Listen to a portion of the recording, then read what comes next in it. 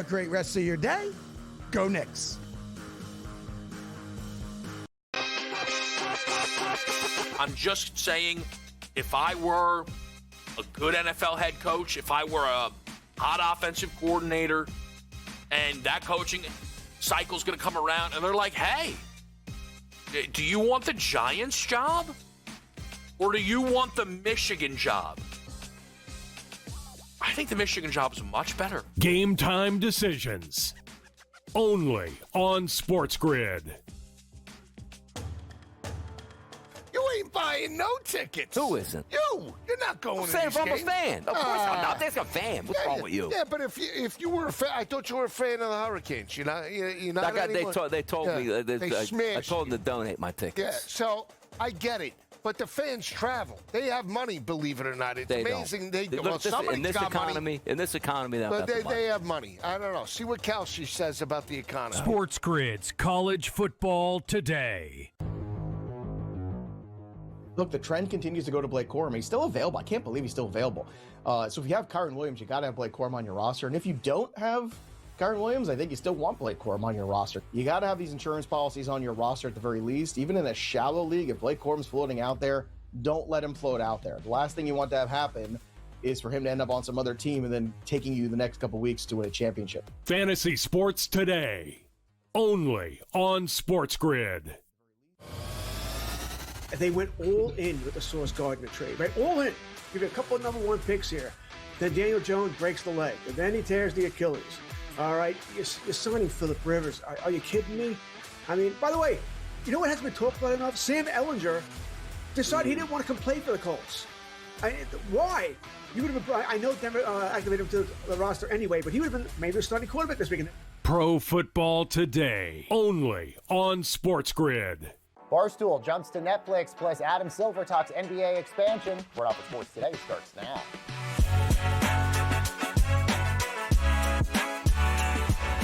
Hi, everyone, and welcome to Front Office Sports Today, your look inside the stories shaping the business and culture of sports.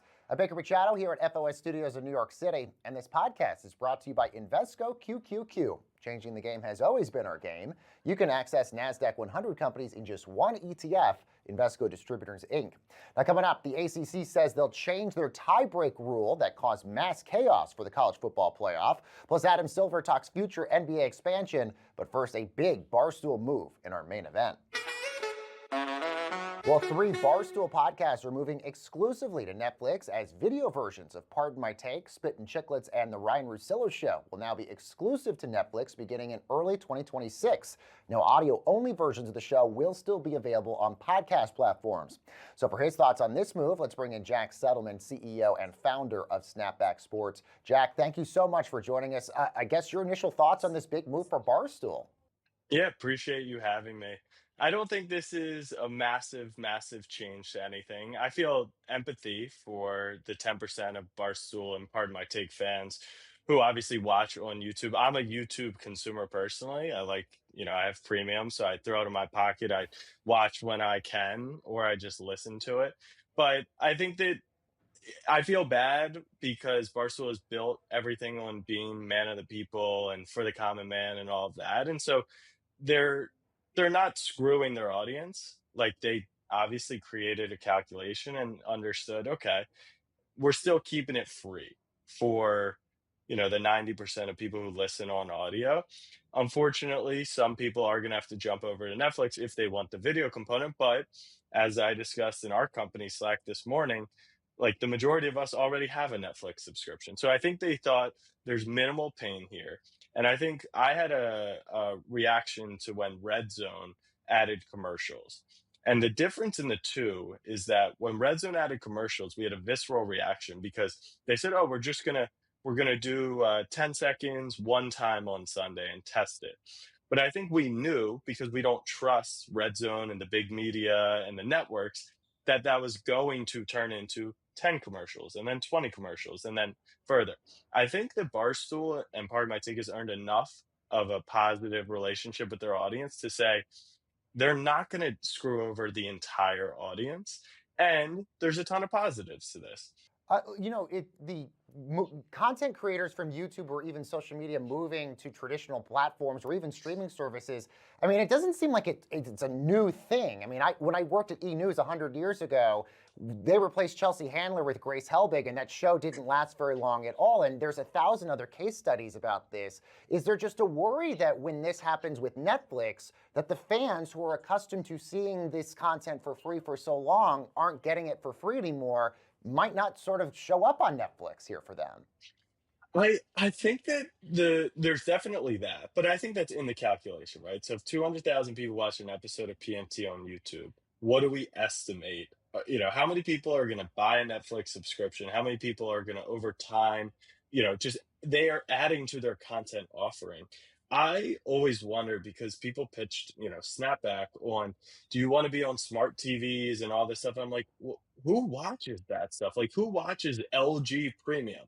And then the other day, I turned on my TV and I'm going to navigate to YouTube and Amazon Prime and all these things.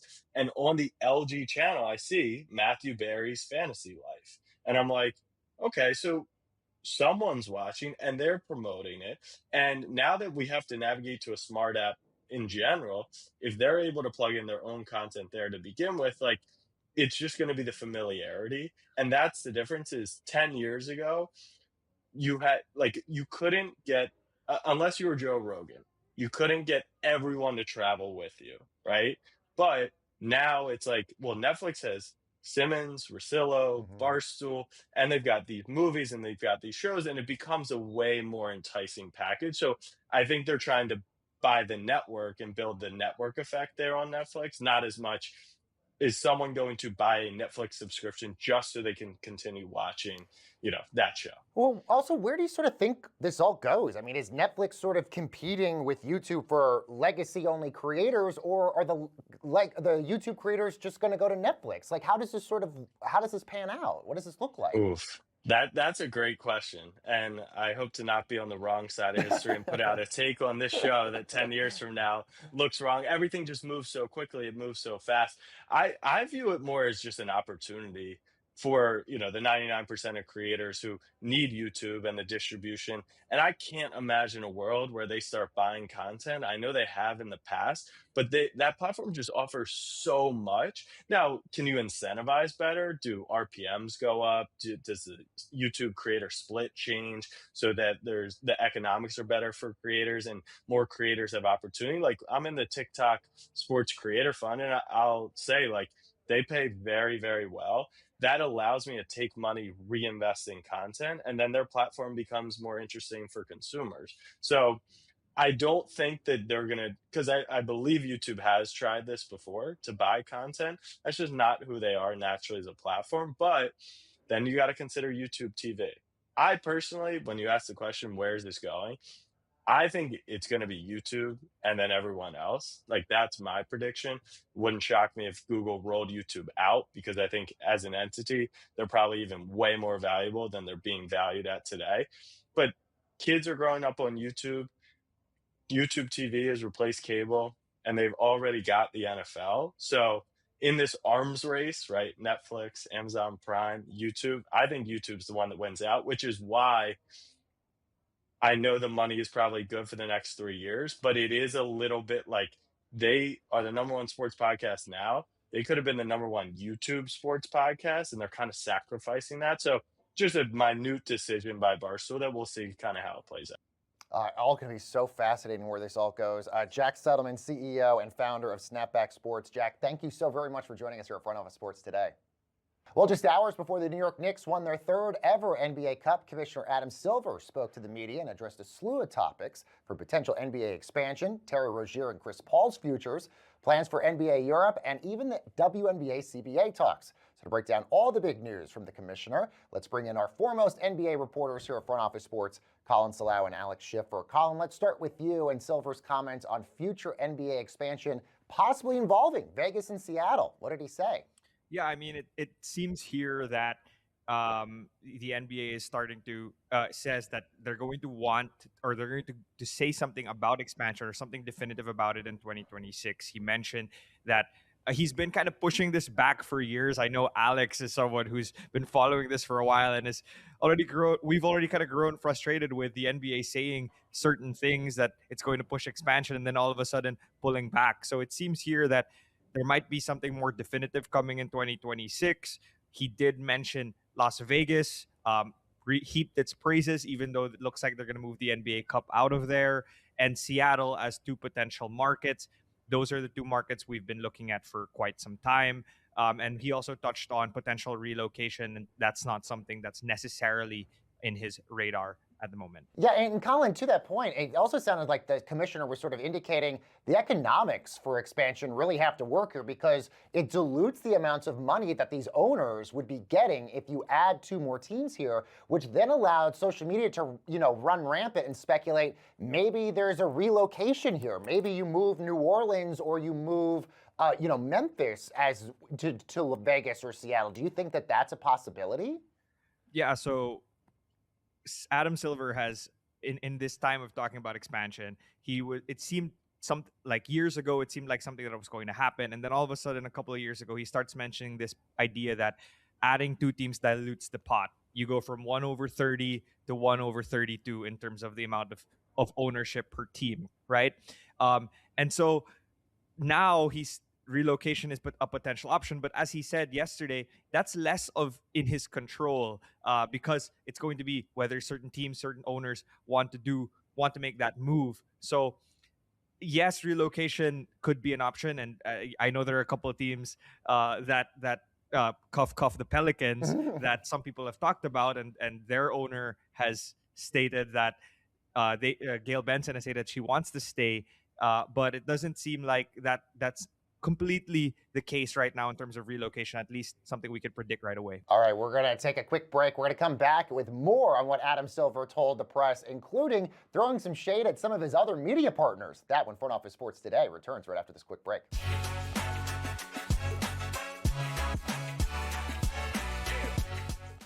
This season is about coming together, sharing moments. We're going to go with the over tonight. And celebrating what connects us. It's lighting the candles, gathering like a team, and finding joy in every night. 8 nights of tradition, 8 nights of celebration, 8 chances to shine. Happy Hanukkah from all of us at SportsGrid. I see the Lions making it when it's all said and done. I talked to Brady Cannon about this. We were doing our show on Sunday night. I think the Bears are just a season early. I think they're a year early in their development. They are winning games, and they still have a negative point differential. The turnovers are keeping them afloat. That's just not sustainable when it's all said and done. Ben Johnson has done a fantastic job. Next year will be the year they truly take a lead. Newswire, only on SportsGrid.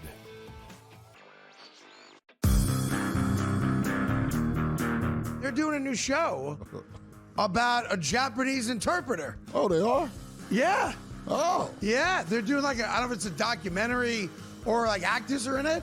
It's got to. I think it's a drama. It's a real show. It's like a scripted show? Yeah. About a Japanese interpreter? Yes. I wonder who's getting paid for that. The Craig Carton Show, only on SportsGrid. Super Bowl MVP, multiple Super Bowl chances there, Super Bowl championship as they got it. Nick Sirianni said on the radio, no chance that Jalen Hurts is going to be benched. But by the way, Jalen Hurts didn't play the last 3 games. I think the Eagles would be 3-0 in those games, though. Just saying, Joe. Oh, wow. How the mighty have fallen. When the Eagles fans turn on their quarterback, it's getting ugly in Philly, folks. The Early Line, only on SportsGrid.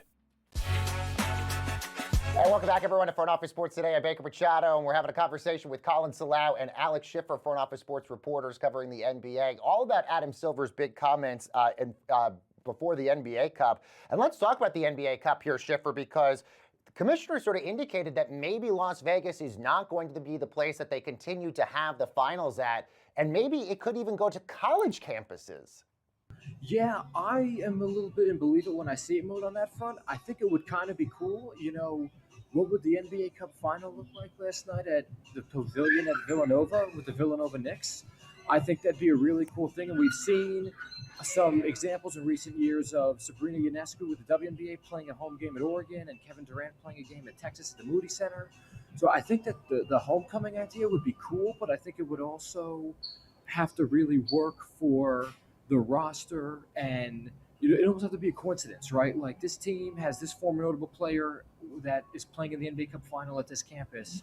I think it'd be an interesting way for the NBA to reach into markets that are mainly known for maybe like college sports. If it was at, I don't know, like Florida or LSU's campus or some school known for football, but would that school have the arena built to host an NBA game too? So I think it's a needle in the haystack of, can you find an arena that makes sense? Can you find a market that makes sense? And is there some NBA college overlap there that also helps? Another one, Pauley Pavilion in LA at UCLA, Kevin Love, Russell Westbrook, that'd be really cool. Norman Powell, if one of their teams was in it. But I think it's an interesting idea, but I kind of want to see and learn more about it before I give you a full thought of how it could work. Okay, and Colin, let's talk about injury management here, because I think one of the shocking things that Adam Silver said is he says that we are recorded as the lowest number of injuries in the last 3 years in the NBA, yet it feels like every week another star is always getting injured here. I mean, where's the commissioner getting these numbers from? Their numbers are probably not, his numbers don't necessarily take into account the games missed, I think, is one potential thing there.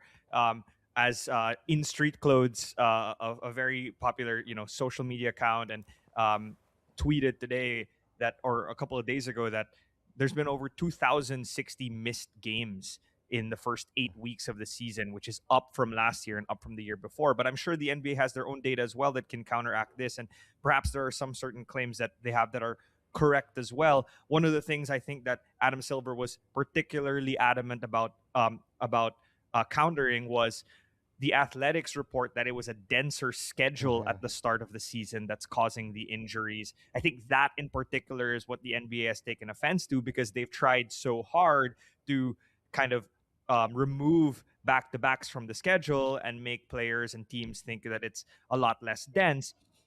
And also, part of that tweak had to involve the NBA Cup and putting the NBA Cup into the schedule. So they wanted to definitely defend the NBA Cup and its presence in the schedule. So I personally think that there are going to be numbers back and forth either way. But the issue, and Adam Silver admitted it himself, is that star players missing games is really taking into effect how people perceive the NBA and the value of the regular season.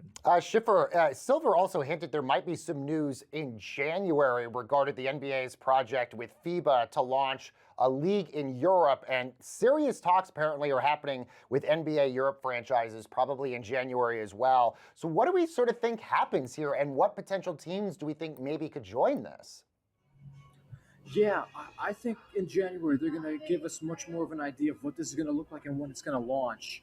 I think that there's been a lot of, obvious names thrown out there, like Real Madrid, where Luka Doncic played. People have talked about Paris Saint-Germain because Kevin Durant has a stake in it. I think a lot of the major European markets and some of the teams there are no-brainers. I'm curious kind of what the geographic landscape of this is. How north does it get? How south does it get? How west or east does it get?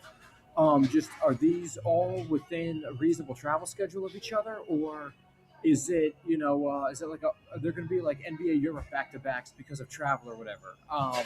So I think that what this all looks like, we're going to have a better idea of in January. But there's been a lot of names thrown around already. I'm kind of curious just how much of those that are out there are truth and fiction. Yeah, and as you mentioned, Kevin Durant and his PSG ownership. Obviously, there's Tony Parker and his ownership of a French team as well. So I'm going to be fascinated to sort of see if certain teams get sort of preferential treatment just based on their connections to NBA players and former ones. And speaking of NBA players, Colin, the commissioner addressed the Chris Paul situation with the Clippers and also the Terry Rozier situation, and it doesn't seem like he really knows the answers to either of those. Yeah, with Chris Paul, I think it was particularly interesting that he said that he's reached out to Chris Paul, but he has not spoken to Steve Ballmer about the situation. But I think with any team-related situation, it's a little bit hard for I want to give him some type of credit here, where this seems to be like an organizational thing with the Clippers. Now, there are other things going on with the Clippers that might need to be more addressed by the NBA, and that's the salary cap circumvention, alleged salary cap circumvention. But I think with this one, with Chris Paul, it's not as much of an issue that the NBA per se has to solve rather than the Clippers. Now, when it comes to the Terry Rozier situation, that's something completely different, because the Miami Heat are kind of sitting on their hands here with regard to how they're going to make a move, because they could they have $26 million sitting and with no time on the court because Terry Rozier is out. And that is a potential contract to trade for more assets for a team that's performing above expectations so far this season. And they have a pick that essentially it's unclear if they're going to receive that pick or not. So right now, I think even Adam Silver himself admitted that it is a, quote, unprecedented situation, and he's not sure how he's going to deal with it. And we're only 2 months away from the NBA trade deadline. That's severely crippling the Miami Heat. Schiffer, I want to talk about Adam Silver when he was on Prime Video during their coverage. Obviously, he was saying how much he loves Prime Video's coverage of the NBA, but he did sort of shade previous partners, basically saying he's been frustrated with the coverage from other media partners. Do you think that was a dig at NBC or ESPN, or do you think that was a dig at maybe TNT? I think it was more of the latter, because it's easy to take a dig at the media partner that's no longer a media partner, right? And inside the NBA, obviously, he's now on ESPN, but not as frequently as it used to be. And, I think what makes those guys, I think what Shaq, Chuck, and Kenny Smith have figured out that everyone else in media would love to know, that the secret to is just going viral by accident. And they speak their minds. And I think that that's what makes them who they are. And, yeah, maybe it was cruel or harsh at times, but, that's also what made them one of the best shows in the history of basketball. So I think it was a dig, but I also think that, just in general, those guys are old school, and more of the newer school coverage is maybe a bit softer. A great conversation, guys. I know a lot of things that we had to touch on. Alex Schiffer and Colin Salau, thank you so much. And coming up next, everyone, the ACC is making a rule change about tiebreakers. We'll get to that next.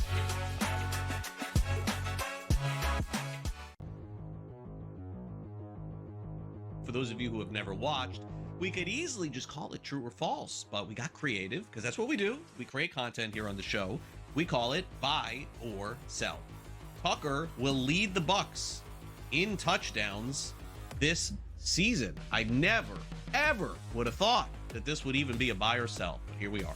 It had to be frustrating last night that he stole the one, right? Got the goal line carry there. I don't know when he became the goal line back, but he is. That being said, this is a pretty easy buy for me. I mean, he's got 6. Rashad White has 4. You want to guess how many Bucky Irving has, Craig? How many touchdowns do you think Bucky Irving has this year? You're close. You're close. He's got 1.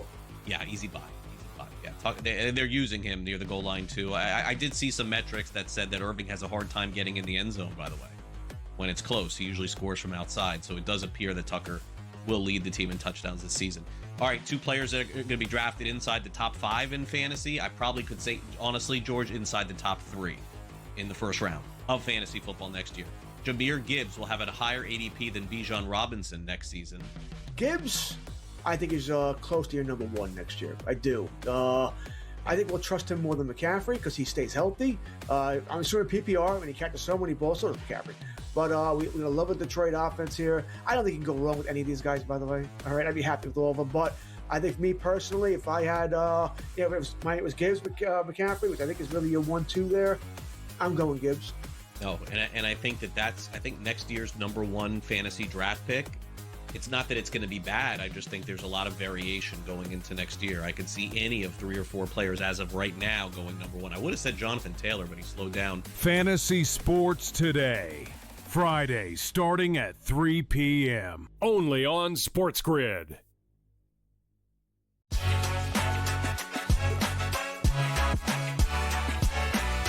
Welcome back, everyone, to Front Office Sports Today. This podcast is brought to you by Invesco QQQ. In football, changing the game begins with rethinking it, like rethinking how players work on their game. And with wearable tech, advanced analytics, AI, and more, that same innovative thinking that changes the game could also change your portfolio. And Invesco QQQ gives you access to the innovators who are rethinking the world. So let's rethink possibility.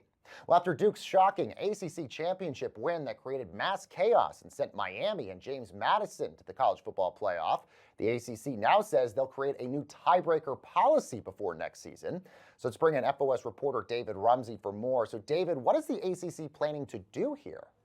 Yeah, Baker, it's going to be really interesting to see what they finally do announce ahead of the 2026 season. It kind of seems like at this point, they don't necessarily have a final answer figured out. But after multiple teams were tied at 6-2 conference records this season, which ultimately led to Duke, which had a 7-5 overall record, getting in over several teams like Miami, their highest ranked team in the college football playoff rankings, with a 10-2 overall record, they're going to change that tiebreaker system. So a couple ideas could be, after a head-to-head tiebreaker, if that doesn't exist, then you could go to something like, I don't know, college football playoff rankings. That's what the American Conference does. They just go straight head-to-head, and then if there's a tiebreaker after that, who's the highest ranked team in the college football playoff rankings? And I think that would make sense and would have certainly solved the problems this year, would have let Miami play in that ACC title game. So let's just say, hypothetically, maybe the college football playoff does expand. Would they have to sort of amend the policy again just based on expansion? Because a lot of the talk right now, if the college football playoff does expand, you'd be getting a guaranteed entry for every conference winner here, which would have meant maybe Duke would have then been in there. Yeah, certainly. Depending on what the new format of any expanded college football playoff looks like, it's certainly going to affect what all conferences do, especially for tiebreakers if we're still using conference championship games in the future. And who knows, maybe those go away eventually as well. But yes, these leagues are so big. The ACC has 17 teams in football, and that's creating issues because even with a 9-game conference schedule, you're not even playing half the league, right? Mm-hmm. So you have teams that never play each other, don't play enough common opponents, and that's why we had this debacle this year where so many teams had the same record and just not enough results against each other, and it didn't really make sense in the end. So you mentioned, obviously, the 9-game conference schedule. This is where most of this news is coming from because the ACC announced the non-conference schedules for next year. But there are going to be some teams that aren't going to be playing 9 of these games. Yeah, I hope you're ready for a math problem because we have a lot of numbers to sort through. What we're getting to in 2027 is a 9-game league schedule for the ACC, just like the SEC is moving to and the Big 12 and Big 10 have been doing. But because the ACC only has 17 teams right now, not all 17 teams can play exactly 9 games every year. So what they'll be doing is 16 teams will be playing 9-game schedule, and then 1 team per season is going to play an 8-game schedule, but will be required to play 2 non-conference Power 4 opponents, while the other 16 teams just have to play 1 other non-conference Power 4 opponent. However, we're going to have this transition year in 2026 because of contractual obligations with other non-conference games. And so we're going to have 12 teams playing the 9-game conference schedule. 5 teams, some of them include Florida State, Clemson, are going to be playing just 8 games plus those 2 non-conference Power 4 teams. So a lot of numbers there, a lot to keep track of. And certainly this won't lead to any more tiebreaker problems next year, right, Baker? You would think, obviously. But look, other conferences are sort of tweaking their non-conference schedules as well. We were talking about the other day about how the SEC wants to sort of bring down some of the Big Ten games that they're playing that are non-conference as well. So you kind of see this happening across all the conferences then? Right. Yeah, we are moving towards uniformity like we were talking about yesterday with every league, Power 4 conference now having 9 conference games, but every team plays, typically 12 games per season. Some teams add a 13th game per season. So where do those non-conference games fit in? The ACC is requiring their members to play at least, the 9 conference games plus 1 non-conference Power 4 game. And then that leaves, 2 games for, whether it's a group of 6 opponent or an FCS opponent, whatever you want to do there. I don't think we're going to have complete uniformity with an exact uniform schedule across the Power 4 because the Big 10, the Big 12, the SEC, they're all going to do their own thing. And each conference values themselves a little bit differently. For like the SEC thinks their conference is the toughest schedule to play. So maybe they don't want to play as many non-conference games past that 10, 11, 12 range. So it's going to be complicated. Yeah, it's going to be very complicated indeed. David Rumsey, our FOS reporter. Thank you, David, for breaking all that down for us. All right, with the last little bit of show that we got left with you, let's tell you what we're watching on the tube tonight on this Tuesday night. And yes, there is some college football. No, it's not the college football playoff. We got the Staff DNA Cure Bowl. 9-3 Old Dominion takes on 9-3 South Florida. That is at 6 p.m. Eastern time on ESPN. Now we got some NBA matchups tonight. Only two, but only one is nationally televised tonight on NBA TV. That will be the Memphis Grizzlies and the Minnesota Timberwolves. That'll tip off at 8 p.m. Eastern time. And then in the NHL, the Devils will take on the Las Vegas Golden Knights. The puck drops at 10 p.m. Eastern time on TNT and HBO Max. And that's going to do it for this edition of Front Office Sports Today. I'm Baker Machado in New York City. We'll be back with more for you tomorrow. See you then.